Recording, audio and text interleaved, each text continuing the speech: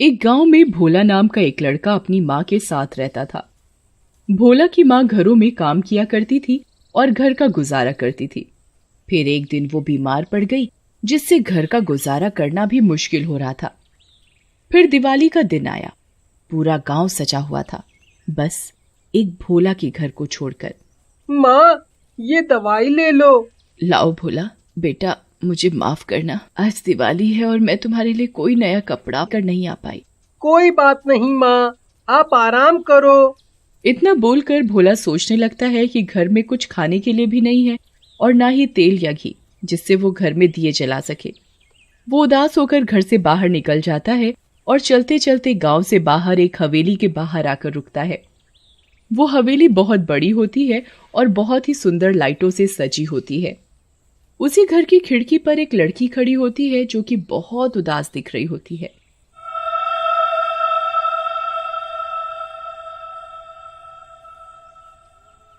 अरे भैया, ये तो बहुत सुंदर हवेली है, तब भी यहाँ इतना सन्नाटा सा क्यों है? और आज तो दिवाली भी है। अरे बेटा, क्या बताएं, इस घर के मालिक हमेशा काम में बिजी रहते हैं और ये उनकी बेटी सोनी अकेले घर में उदास हो जाती है। इसे घर से बाहर जाने को भी मना किया है इसके पापा ने। भोला हवेली के अंदर जाता है तो उसे अजीब सा डर लगता है।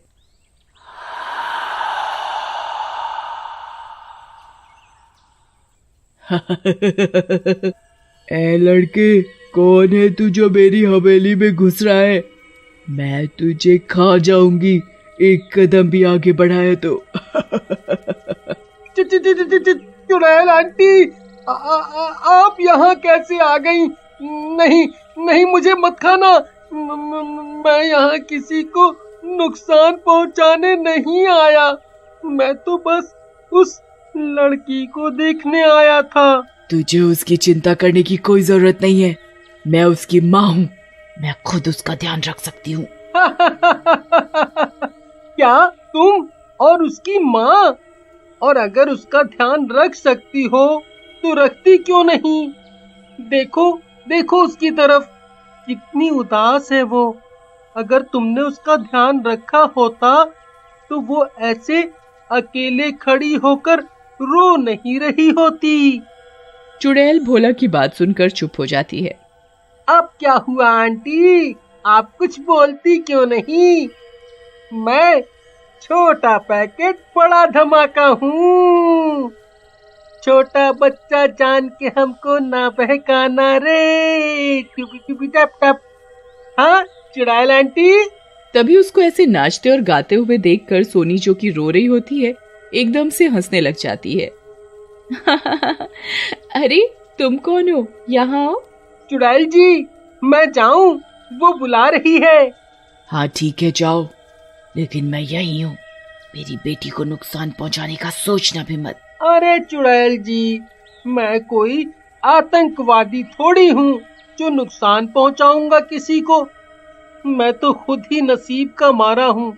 अरे तुम कौन हो? मैंने तो पहले तुम्हें यहाँ नहीं देखा। मैं यहीं पास के गांव में ही रहता हूँ, लेकिन आज तो दिवाली है। तुम रो क्यों रही हो? तुम्हारे पास तो सब कुछ है ना, और तुम मेरी तरह गरीब भी नहीं हो। पैसों से थोड़ी ना खुशियाँ आती हैं, खुशियाँ तो लोगों से आती हैं। और मेरे पास ना तो कोई दोस्त है और ना ही मेरे घर में कोई। क्यों, क्या हुआ? सब कहाँ गए? मेरे पापा तो हमेशा काम करते रहते हैं ऑफिस में। मेरा ध्यान रखने वाली एक आंटी है राम प्यारी, उनके साथ मैं क्या खेलूंगी। और तुम्हारी माँ? सोनी कुछ नहीं कहती और फिर से उदास हो जाती है। अरे क्या हुआ? अच्छा रहने दो, तुम उदास मत हो, मेरे साथ खेलोगी? ठीक है, लेकिन मेरे पापा को मत बताना, वो मुझे डांटेंगे। उन्होंने मना किया है इस घर से बाहर जाने को। ठीक है, मैं तुम्हारे घर आकर ही खेलूंगा तुम्हारे साथ। फिर दोनों घर के बगीचे में खेलने लगते हैं। चुड़ैल अपनी बेटी को खुश देखकर बहुत खुश होती है। आज तो मजा आ गया, तुम रोज आओगे मेरे साथ खेलने? नहीं, मेरी माँ की तबीयत खराब है। ओह अच्छा, तुम तो आज बहुत मजे करोगे ना अपने घर पर? नहीं, मेरे पास इतने पैसे नहीं हैं कि मैं आज दिवाली के दिन भी अपना घर सजा सकूं। अच्छा, तो अब मैं चलता हूँ। फिर भोला घर की ओर निकल जाता है। सोनी फिर से उदास हो जाती है और घर के अंदर जाती है। घर के अंदर बहुत सारे पटाखे रखे होते हैं। मेरे पास तो इतने सारे पटाखे हैं, पर क्या फायदा, पापा आज भी लेट आएंगे और इस बार भी मुझे अकेले ही दिवाली मनानी पड़ेगी।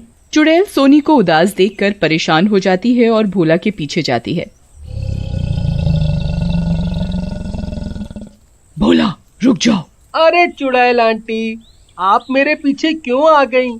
अब तो मैं अपने घर ही जा रहा हूँ। मैंने आपकी बेटी को भी कोई नुकसान नहीं पहुँचाया। हाँ मैंने देखा, पर मेरी बेटी तुम्हारे साथ खेलकर बहुत खुश थी। तुम अब से मेरे घर पर ही रहोगे, तुम कहीं नहीं जा सकते। तुम्हारा अब एक ही काम है, मेरी बेटी को खुश रखना। नहीं नहीं चुड़ैल आंटी, मैं ऐसा नहीं कर सकता।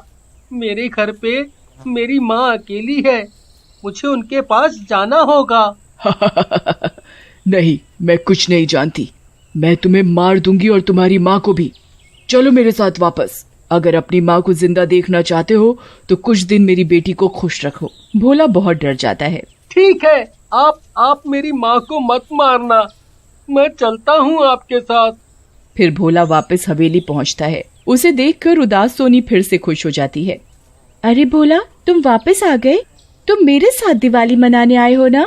हाँ वो अरे हाँ, मैंने सोचा तुम अकेली हो तो मैं कुछ देर तुम्हारे साथ ही रुक जाता हूँ। फिर दोनों खेलने लगते हैं। कुछ देर बाद, अरे भोला क्या हुआ, तुम चुप क्यों हो? तुम्हें और पटाखे चाहिए तो ले लो, मेरे सब पटाखे ले लो। नहीं नहीं, वो बात नहीं है। मुझे अपनी माँ की चिंता हो रही है। मेरी माँ घर पे अकेली है और बीमार भी है। सोनी को भोला अपने घर का सारा हाल बताता है, जिसे सुनकर सोनी को बहुत दुख होता है।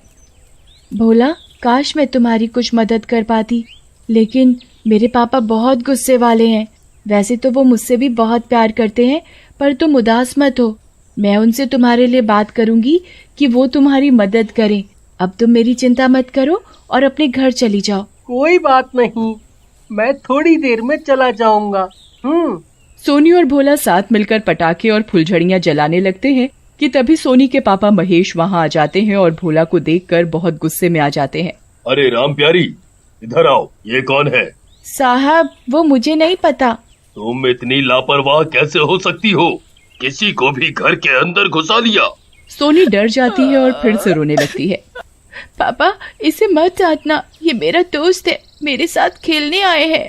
तुम इसे जानती भी नहीं, एक अजनबी को कैसे घर में आने दिया? ये गलत बात है सोनी बेटा। और राम प्यारी, मैं तुम्हें नौकरी से निकाल दूंगा। ये सब देखकर चुड़ैल को गुस्सा आ जाता है और वो सबके सामने आ जाती है। बस करो महेश, बहुत हो गया। तुम्हें अपनी बेटी की उदासी नहीं दिखती? चुड़ैल, अरे अरे मर गया। अरे कौन हो तुम? कौन हो? तुम्हारी बीवी पूनम। पूनम, तुम्हें मरे हुए तो कितने साल हो गए? हाँ, मैं हमेशा अपनी बेटी के आसपास ही थी। तुमने तो उसे कभी समय नहीं दिया। कैसे बापू, क्या करोगे इतना पैसा जब तुम्हारी बेटी खुश नहीं? मैं लाई हूँ इस लड़के को। तुम्हें दिखाई नहीं देता कि आज हमारी बेटी कितनी खुश है? उसे भी दोस्त चाहिए। घर से बाहर नहीं निकलने देते तुम इसे। इस हवेली जैसे पिंजरे में एक सोने की चिड़िया की तरह तुमने उसे कैद कर दिया है। महेश को अपनी गलती का एहसास होता है और वो सोनी को गले लगा लेता है। मुझे माफ कर दो मेरी बच्ची, मुझे माफ कर दो।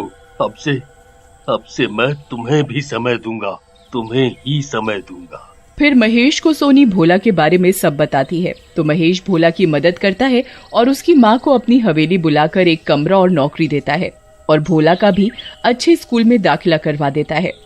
फिर सब लोग मिलकर खुशी खुशी दिवाली मनाते हैं। चुड़ैल सोनी को गले से लगा लेती है। महेश, अब मैं चैन से मुक्त हो सकती हूँ। हमारी बेटी का हमेशा ऐसे ही ध्यान रखना। इतना बोलकर चुड़ैल गायब हो जाती है।